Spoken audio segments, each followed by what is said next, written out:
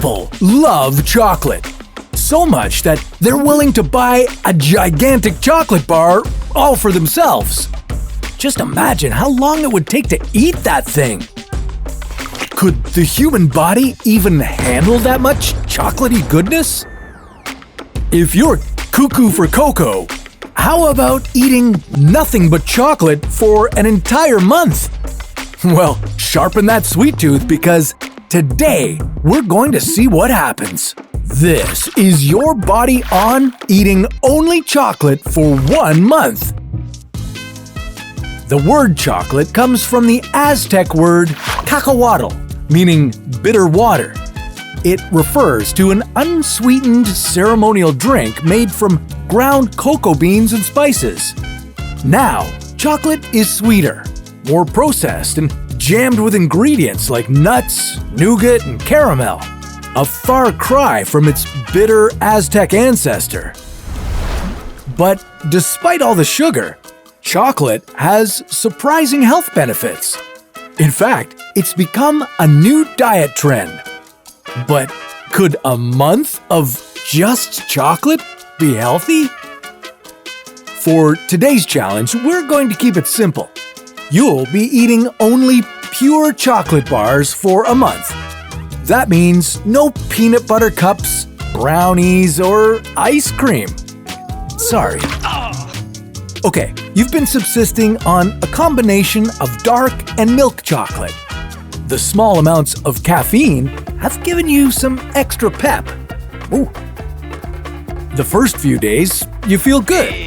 A study by the University College London found that eating a little bit of dark chocolate can give you a mood boost. It contains ingredients that produce positive feelings and a high concentration of antioxidants that reduce inflammation, a condition linked to depression. But not all chocolate is created equal. Dark chocolate contains 50 to 90% cocoa solids.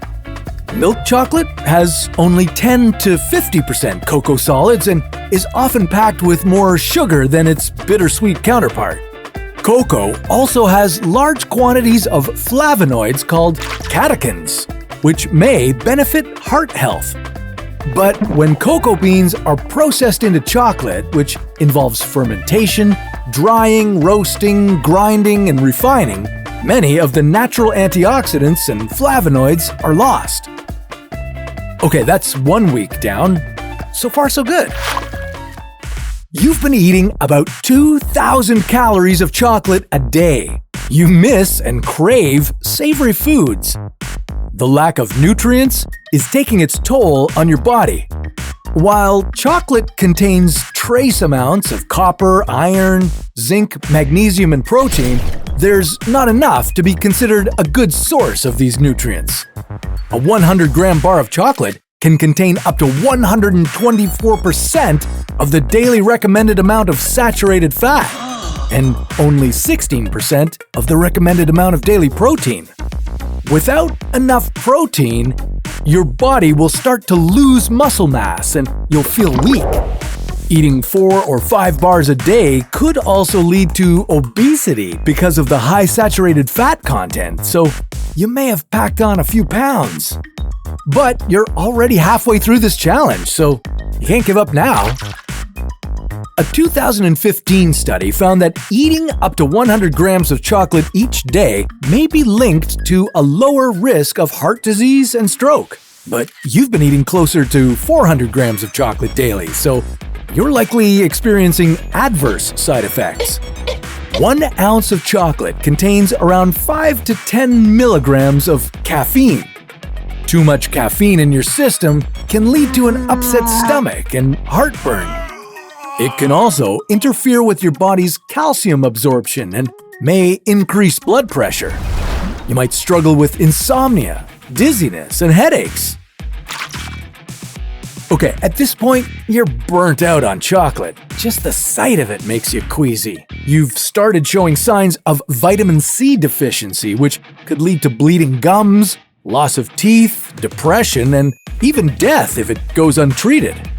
All that added sugar can also cause diabetes or heart disease. And you're probably having some serious stomach problems like diarrhea or constipation from the lack of fiber and vegetables. Having an ounce of dark chocolate a few times a week can be beneficial to your health as long as it doesn't contain too much sugar. But like most things in life, moderation is key. Although after this challenge, you may not ever want to eat chocolate again. How about next time we try a healthier eating challenge like going vegan for a year? Want to give that a try? Well, we'll see what that challenge brings on another episode of Your Body On.